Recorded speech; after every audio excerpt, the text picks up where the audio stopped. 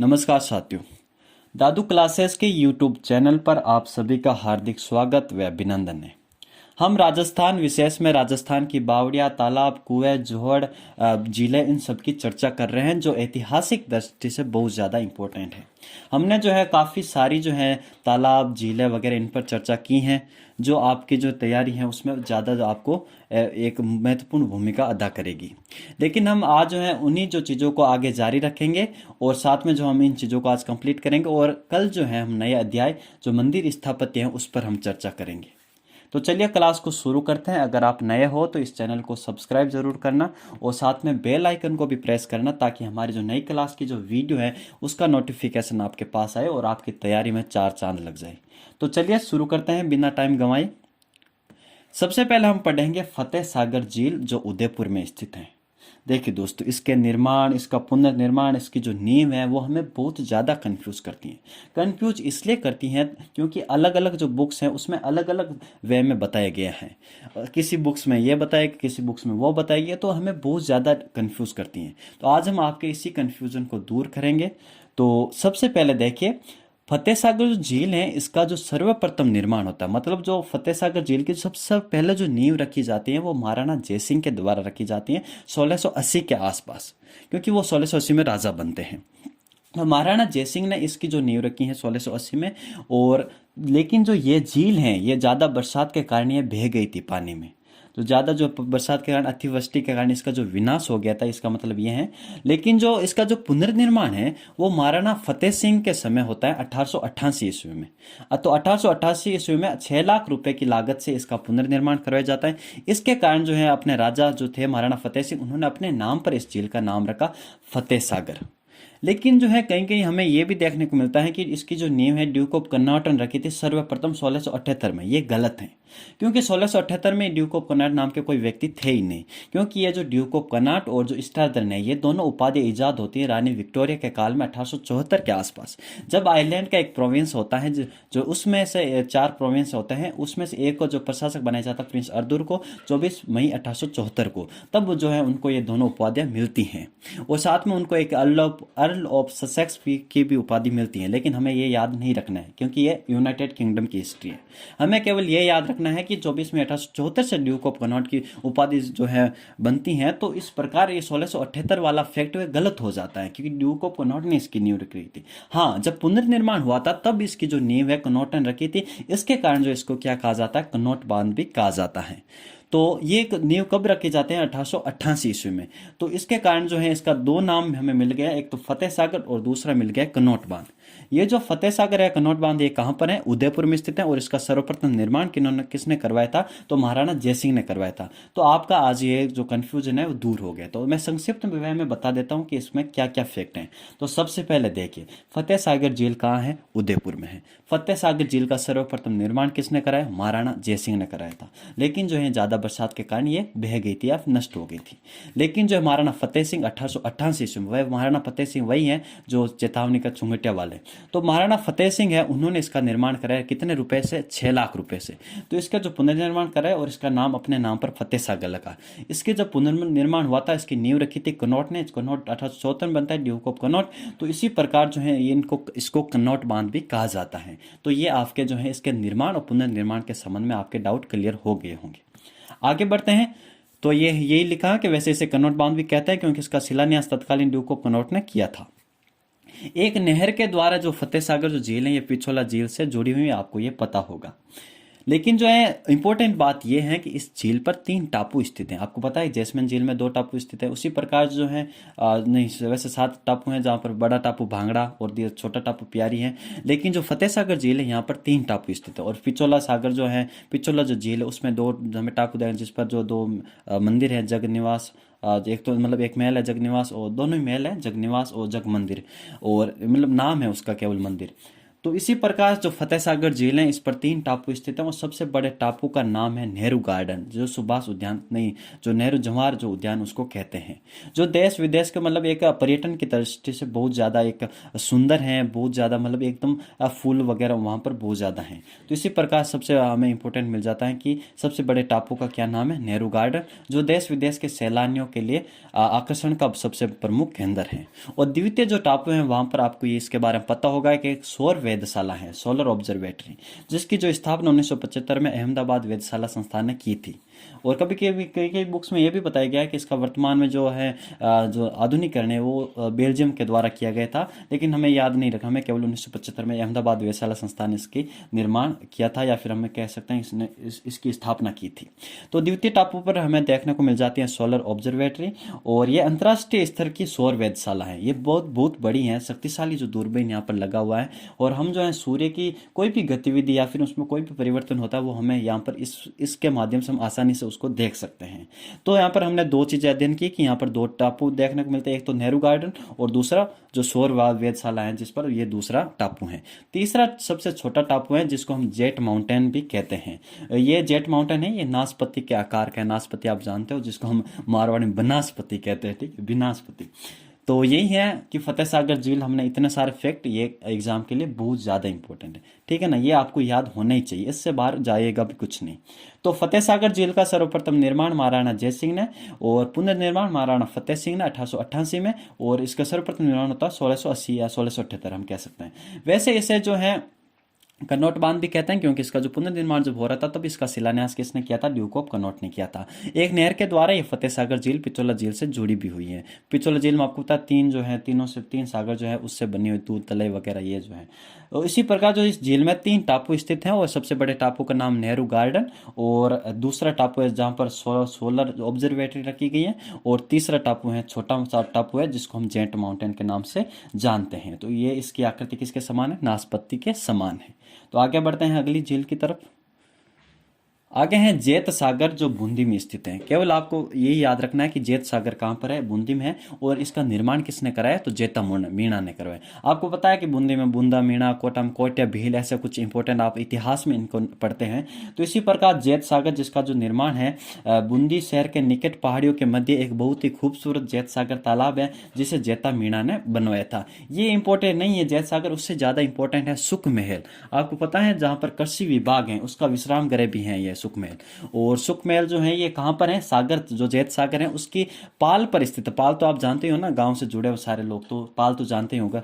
तो नाडी होते हैं वहां पर, उसकी पाल होती है, अंगूर वगैरह होती है, ठीक है। तो यही जो पाल है वहां पर जो है जेत सागर जो है, जेत सागर के किनारे ये सुख महल स्थित है। इसका निर्माण जो है विष्णु, कई कई बुक्स में मैंने पढ़ा है कि विष्णु सिंह ने इसका निर्माण करा है, लेकिन ऐसा नहीं, इसका निर्माण करा है तो उमेद सिंह ने, ठीक है ना। ये बहुत ज्यादा डिफिकल्ट है, ठीक है ना, तभी मैं कहता हूँ स्थापत्य कला को पढ़ना, ऐसा हम कह सकते हैं बहुत ज्यादा कठिन होता है, हमें बहुत ज्यादा कंफ्यूज करता है। किसी बुक्स में ये लिखा, किसी बुक्स में वो लिखा, तो इन सभी को है यहाँ पर इसका आपके सारे डाउट्स यहाँ पर क्लियर होंगे, ठीक है ना। तो जेत सागर बूंदी जो है, जेत सागर कहां पर है, बूंदी में स्थित है, और इसके किनारे सुख महल स्थित है। और सुख महल का निर्माण विष्णु सिंह ने नहीं करवाया, इसका निर्माण करवाया जाता उमेद सिंह के द्वारा। और ये इसलिए इंपॉर्टेंट क्योंकि आपने रुडयार्ड किपलिंग का नाम तो सुना ही होगा, ठीक है ना। रुडयार्ड किपलिंग जो है ये यहाँ पर ठहरता था, और अपनी जो फेमस जो एक बुक है किम, उसका भी जो है इसका आइडिया या फिर उसका लेखन है वो इसी महल में किया जाता है उसका। तो ये इंपॉर्टेंट हो जाती है जेत सागर बूंदी। जेत सागर इसलिए इंपॉर्टेंट हो जाती है क्योंकि ये इतिहास से जुड़ी हुई है। आगे बढ़ते हैं, आगे गढ़सीसर झील, जिसको कौन नहीं जानता, ठीक है ना। ये जैसलमेर में स्थित है, और जो ये गढ़सीसर झील है ये एक तरीके से जैसलमेर के लिए पेयजल उपलब्ध कराने के लिए एक बहुत बड़ा स्रोत है। जिस प्रकार हमने देखा था कि जोधपुर में एक था कायलाना झील जो सर प्रताप सिंह ने बनाया था, मारवाड़ के बहुत एक शख्सियत, बहुत बड़ी शख्सियत सर प्रताप सिंह, उन्होंने इसका निर्माण कराया था। एंड जो कायलाना झील है तो वो जो है जोधपुर के लिए पेयजल सुलभ कराने के लिए बनाई गई थी। इसी प्रकार जो गढ़सीसर है वो भी इसी का निर्माण, जो इसका निर्माण है वो भी इसी उद्देश्य से होता है कि जैसलमेर की प्रजा को क्या प्राप्त हो, पेयजल प्राप्त हो। तो इसका निर्माण देख लेते हैं। गढ़सीसर देखने को मिलता है, तो गढ़सीसर का नामकरण ही कोई आदमी कराएगा। आप पढ़ते हो जैसलमेर का, जब इतिहास पढ़ते हो तो जैसलमेर का द्वितीय शाखा पढ़ते हो आप 1331 या 33 के आसपास, जो राव दूदा के काल में होता है और फिरोज शाह तुगलक ने जिस आक्रमण किया था। तो उसके बाद जो राजा आते हैं वो रावल गढ़सी सर है, क्योंकि 1331 आप देखते हो तो उसके 1333 मतलब उसके बाद कौन आएगा, गढ़सी सर आएगा। तो इसका क्या होगा, टाइम क्या होगा, टाइम स्पेस तो टाइम होगा 1333 से लेकर 1400 तक इसके बीच होगा। तो गढ़सी सर यही राज करते हैं, 1300 से लगभग 43 वगैरह इसके आसपास शासक बनते हैं। और रावल जो गढ़सी सर है उन्होंने इसका निर्माण कराया था। कब कराया था, 1367 में करवाया था। कहीं कहीं बुक्स में यह भी लिखा हुआ है कि 1361 तक इनका शासनकाल था, लेकिन इसका निर्माण जो है 1367 में कराया था। तो इस पर हमें ध्यान नहीं देना, हमें जितना फैक्ट है ना इतना वो डीप में कभी एग्जामिनर घुसता ही नहीं है, क्योंकि ये विवाद जो है हम कह सकते हैं विवाद इसमें जुड़ा हुआ है। तो विवादास्पद जो क्वेश्चन होता है वहां से क्वेश्चन नहीं पूछता है एग्जामिनर। तो यही है कि गढ़सीसर झील का निर्माण किसने कराया, जैसलमेर में है, और ये गढ़सीसर ने कराया था 1367 में। और ये जो गढ़सीसर झील है ये 1965 से पहले ये सरोवर जो है जैसलमेर वासियों का प्रमुख पेयजल स्रोत था। और यहाँ पर गढ़सीसर झील है तो आपको पता है इसमें बाग होंगे, बगीचे होंगे, इसके पास सुंदर छतरियाँ होगी। मैंने कल बताया था कल की क्लास में कि जब भी झील वगैरह बनती हैं, जब राजा महाराजा बनाते हैं तो इनके किनारे बहुत सारी चीज़ें हमें देखने को मिलती हैं।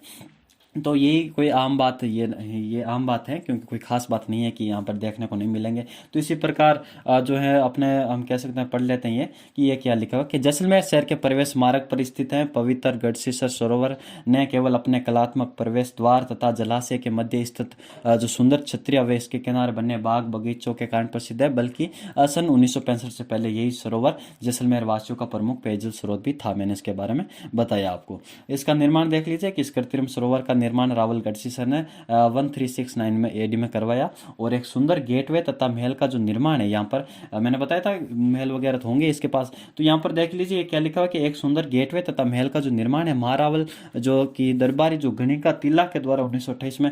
अब आपके लिए ये मैं क्वेश्चन है कि 1928 के आसपास जो जैसलमेर है वहाँ का शासक कौन था, ये आपको बताना है, ठीक है ना।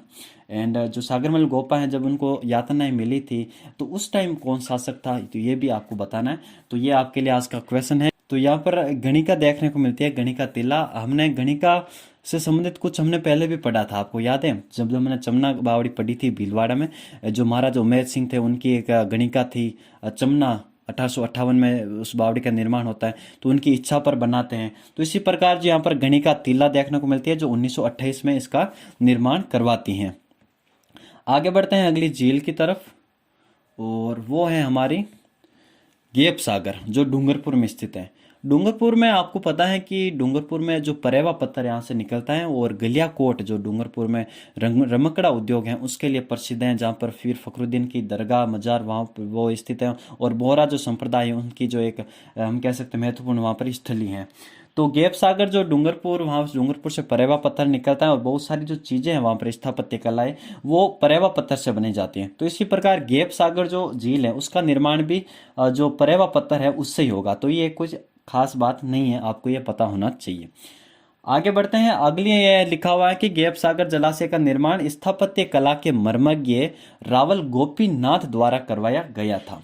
तो ये रावल जो गोपीनाथ जो डूंगरपुर के शासक थे उनके द्वारा इसका निर्माण होता है। कहीं कहीं हमें गोपी सिंह भी मिलता है, लेकिन यहाँ पर हमें रावल गोपीनाथ याद रखना है। तो गेप सागर जलाशय का निर्माण किसने कराया, तो स्थापत्य कला के मर्मज्ञ, बहुत ज्यादा हम कह सकते जाने माने स्थापत्य कला मर्मज्ञ जिस पर मंडन वगैरह थे। तो इसी प्रकार रावल गोपीनाथ का उनमें भी नाम आता है।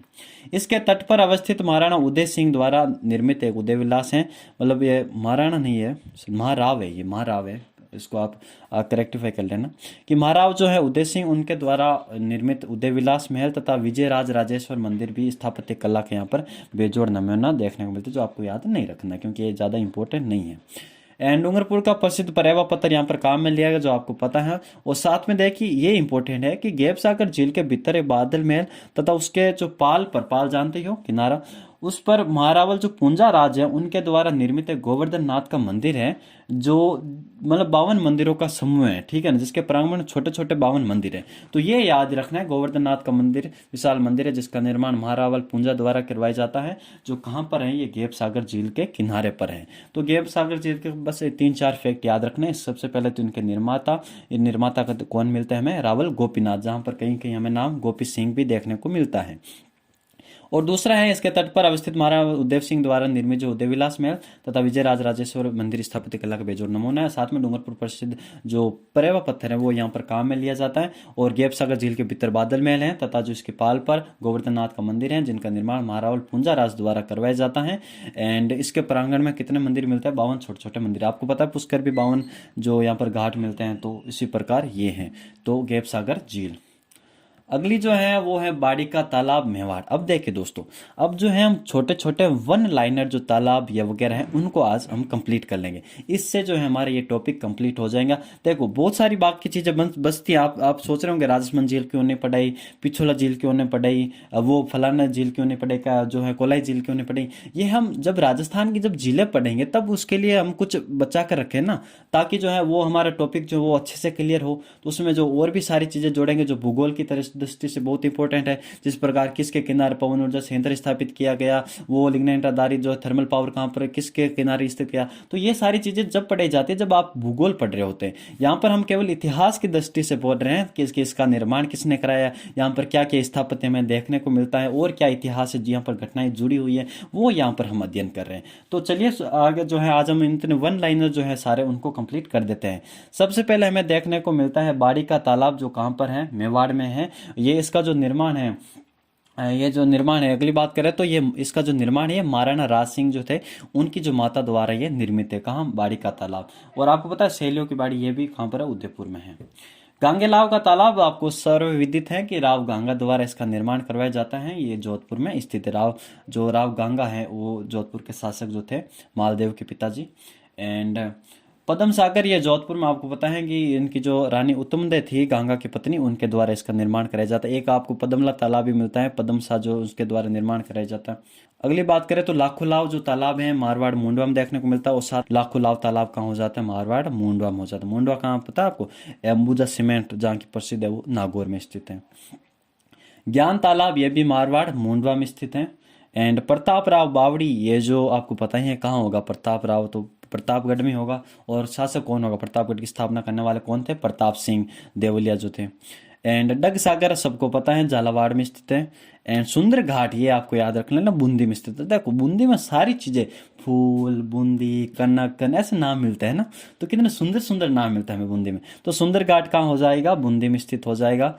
प्रार्थना का जोड़ा चूरू में हो जाए। देखो जोड़े मैंने नहीं पढ़ाए थे, शेखावाटी के जोड़े आपको याद रखना कि बहुत ज्यादा प्रसिद्ध है। और उसमें भी चूरू के जो जोड़े हैं वो बहुत ज्यादा प्रसिद्ध है। और चूरू के कुछ 3-4 जो जोड़े हैं वो हमें याद रखने हैं, जैसे कि सेठना का जोड़ा, पिथाना का जोड़ा, प्रार्थना का जोड़ा, ऐसे हमें याद रखने हैं। तो ये 2-3 हमें जोड़े याद रखने हैं। तो कभी कभी पूछ लेते हैं, मतलब जो मिलान वाले जो क्वेश्चन आते हैं वहां पर हमें पूछ लिया जाता है। अगली बात करें फुलेलाव तालाब, जो रानी फूला भटियाणी उनके द्वारा 1490 एडी में इसके द्वारा निर्माण किया जाता है। किसके द्वारा? जो फूला भटियाणी उनके द्वारा निर्माण किया करवाया जाता है, जोधपुर में जो स्थित है। एंड गुलाब सागर ये भी जोधपुर में है। एंड नवल सागर ये बूंदी में है, उमेद सिंह के द्वारा निर्मित है शायद। एंड समझ तालाब ये इंपॉर्टेंट है। नवल सागर शायद पूछे या ना पूछे क्योंकि इतिहास में इसको पढ़ा जाता है, बहुत छोटा सा है। लेकिन समझ तालाब ये आपको याद रखना है, झुंझुनू में। और आगे एक अजीत सागर भी आएगा जो खेतड़ी झुंझुनू में। अजीत सिंह पता है आपको, जो खेतड़ी के महाराजा थे। तो ये जो झुंझुनू में है खेतड़ी, तो यही आ जाता है कि समझ तालाब कहाँ हो जाता है? झुंझुनू में। और लंबी बावड़ी ये आपको डेफिनेटली याद रखनी है, धौलपुर में स्थित है। एंड नवलख जो तालाब है ये 12 में स्थित। आपको नौलखा का संबंधित बहुत सारी चीजें हमने अभी तक अध्ययन किया था। नौलखा झील, नौलखा बावड़ी का अध्ययन किया था। जो नवलखा झील की बात करें तो वो कहाँ पर देखने को मिलती है? बूंदी में। नौलखा बावड़ी हमें देखने को मिलती है डूंगरपुर में। तो नवलख जो तालाब है वो हमें देखने को मिलता है 12 में। एंड साथ में जो पुष्कर सागर है ये भी 12 में देखने को मिलता है। क्योंकि पुष्कर जो सरोवर है वो हमें अजमेर में देखने को मिलता है, लेकिन पुष्कर जो सागर है ना वो 12 में देखने को मिलता है। अजीत सागर खेतड़ी में है ही है। एंड माला की तलाई की बात करें तो ये 12 में है। एंड कल्याण सागर की बात करें तो ये जोधपुर में है। एंड बहूजी का तालाब ये तो जानते हो मेहरानगढ़ दूर के जस्ट नीचे ही है बहूजी का तालाब, जसवंतड़ा के पास में। तो ये कहाँ है? जोधपुर में है। एंड फूल सागर मैंने क्या बताया था, फूल, सुंदर वगैरह ये सारी चीजें कहाँ हो जाती है? बूंदी में स्थित हो जाती हैं। तो चलिए हमने कंप्लीट कर लिया है राजस्थान के जो बावड़ी, तालाब, जो और भी जो ऐतिहासिक जो जिले हैं उनको हमने कंप्लीट किया है। अब आपका फर्ज ये बनता है आप इन चीज़ों को रिवाइज कीजिए। एंड बार बार जो लिखिए एंड उससे आपको सारी चीज़ें याद हो जाएगी। हमें भी बहुत मुश्किल से ये याद हुई, तो आपको भी थोड़ा भी टाइम लग सकता है क्योंकि आप यहाँ पर फैक्ट बहुत ज़्यादा हैं, तो इनको बार बार पढ़ते हैं तभी ये सारी चीज़ें हमें याद होती हैं। तो हम रिवाइज कर लेते हैं जल्दी जल्दी। फूल सागर बूंदी, बहूजी का तालाब जोधपुर, कल्याण सागर जोधपुर, माला की तलाई की बात करें 12 में, अजीत सागर खेतड़ी, पुष्कर सागर 12 में, नवलख तालाब 12, लंबी बावड़ी धौलपुर, समस्त तालाब झुंझुनू, नवल सागर बूंदी एंड 1 मिनट, गुलाब सागर की बात करें जोधपुर, फुलेलाव तालाब की बात करें जोधपुर एंड प्रार्थना का जोहड़ा की बात करें ये चूरू में एंड सुंदर घाट बूंदी में, डग सागर झालावाड़, प्रताप राव की बात करें देवलिया प्रतापगढ़ में एंड ज्ञान तालाब की बात करें मारवाड़ मोंडवा, लाखोलाव तालाब की बात करें मारवाड़ मोंडवा, पद्म सागर तालाब जोधपुर में है और गांगेलाव का तालाब जोधपुर में है, बाड़ी का तालाब मेवाड़ में है एंड गैप सागर जो इंपॉर्टेंट है डूंगरपुर में है। गैप सागर निर्माण आपको राहुल गोपीनाथ का याद जो नाम है वो याद रखना है, और तट पर अवस्थित महाराज उदय सिंह द्वारा उदय विलास तथा विजय राजेश्वर मंदिर है। कभी नहीं पूछा गया इस क्वेश्चन और ना भी पूछेंगे, ना भी याद रखना आपको।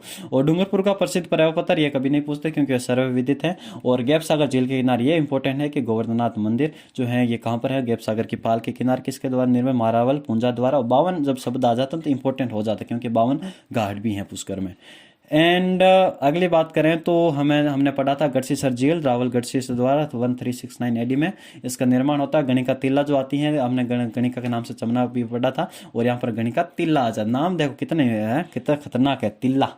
तो इनके द्वारा जो है 1925 में एक महल का निर्माण कराया जाता है, गढ़सीसर में ही है। एंड गढ़सीसर की बात करें तो 1965, देखो कभी कभी क्वेश्चन ऐसे पूछ लिया जाता है कि 1965 से पहले किस सरोवर से जो है जैसलमेर वासियों का जो है प्रमुख जो है पेयजल स्रोत उपलब्ध कराए जाते हैं, या फिर हम कह सकते हैं पेयजल उपलब्ध कराया जाता है, तो ये गढ़सीसर आपको याद रखनी है। एंड जैत सागर की बात करें तो बूंदी में है, जैता मीणा आपको याद रखना है क्योंकि बूंदा मीणा, जैता मीणा एंड कोटिया बिल 3 बहुत इंपॉर्टेंट नाम है इतिहास में, मतलब बूंदी के इतिहास में, हाड़ौती के इतिहास में। सागर तालाब की पाल पर बहुत ही सुंदर शुक महल बना हुआ था, बहुत ज्यादा इंपॉर्टेंट, उमेद सिंह के द्वारा इसका निर्माण कराया जाता है। रुडयार्ड किपलिंग यहाँ पर ठहरा था, अपने जो फेमस बुक है कौन सी किम, वो उसका जो लेखन उसका विचार यहाँ पर किया था। एंड कृषि विभाग उसका विश्राम ये कभी नहीं पूछेंगे, ठीक है ना। हमें विश्राम तो हम हर किसी विभाग हम क्यों विश्राम याद करें, ठीक है। ये तो चेंज होता रहता है, कभी मन लगा तो वहाँ बना लेंगे विश्राम करें, कभी मन लगा तो वहाँ विश्राम करें, तो ऐसा अधीनस्थ बोर्ड ऐसा तो है नहीं, इनके पीछे पीछे फिरता रहेगा। एंड फतेह सागर झील बहुत ज़्यादा इंपॉर्टेंट इसका क्योंकि ये कंफ्यूज बहुत करती हैं, इसका निर्माण, इसका पुनर्निर्माण, उसका शिलान्यास, तो मैंने इसको कंफ्यूज आपका दूर किया था। 3 टापू याद रखने हैं, कौन कौन से, नेहरू एंड नेहरू गार्डन, जवाहर उद्यान। आपको आपके लिए ये है एक क्वेश्चन है, सुभाष उद्यान कहाँ पर स्थित है, ये नेहरू से जुड़ा है तो सुभाष उद्यान भी आपसे पूछ लेता हूँ। 2 आपके लिए क्वेश्चन है, मैंने आपको बताया था कि 1928 के आसपास जो है जैसलमेर का शासक कौन सा था, एंड जो सागरमल गोपा थे उनको जो यातना देने वाला शासक कौन सा था, तो ये 2 क्वेश्चन आपको याद मतलब बताने हैं कमेंट बॉक्स में। एंड टापू की बात कर ली हमने कि नेहरू गार्डन है, और दूसरे टापू पर जो है सौर वेधशाला स्थापित है, एंड तीसरा टापू सबसे छोटा है जेट माउंटेन। तो केवल आपको टापू के नाम याद रखना है, कभी कभी पूछ ले जाता है नेहरू गार्डन और जो है जेट माउंटेन ये किस झील पर स्थित है, तो ये फतेह सागर झील के किनारे स्थित है। तो हमने कंप्लीट कर लिया है, ये हमारी लास्ट फर्स्ट झील थी। तो फिर चलिए दोस्तों मिलते हैं नेक्स्ट वीडियो में। अब आगे सब क्या पढ़ना है, देखिए आपके पास 2 ऑप्शन है, या तो हम मंदिर पढ़ें, राजस्थान के जो जितने भी मंदिर है उनसे A to Z जो है सारी चीज़ें जो हम क्लियर करेंगे कि मौर्य कालीन में राजस्थान में कौन से मंदिर थे, गुप्त कालीन में कौन से थे, गुप्तोत्तर कालीन में कौन से थे, फिर जो शैलियाँ विकसित होते हैं, फिर अलग अलग जिले में कौन कौन से मंदिर आते हैं, क्या क्या हमें फैक्ट याद रखने हैं। तो पहला जो ऑप्शन है आपके पास मंदिर है, एंड जो दूसरा ऑप्शन है मैं आप पर छोड़ता हूँ कि आप क्या पढ़ना चाहते हैं। तो आप जिसके बारे में पढ़ाएंगे वो पहले कंप्लीट करा देंगे, क्योंकि हमें आपकी जो सारी चीज़ें वो आपके लिए पढ़ा रहे हैं, तो आप क्या चाहते हैं पढ़ने के लिए, तो वो हमें क्लियर करना बहुत ज़रूरी होता है। तो मिलते हैं नेक्स्ट वीडियो में, तब तक के लिए जय हिंद, राम राम, खमा गणी।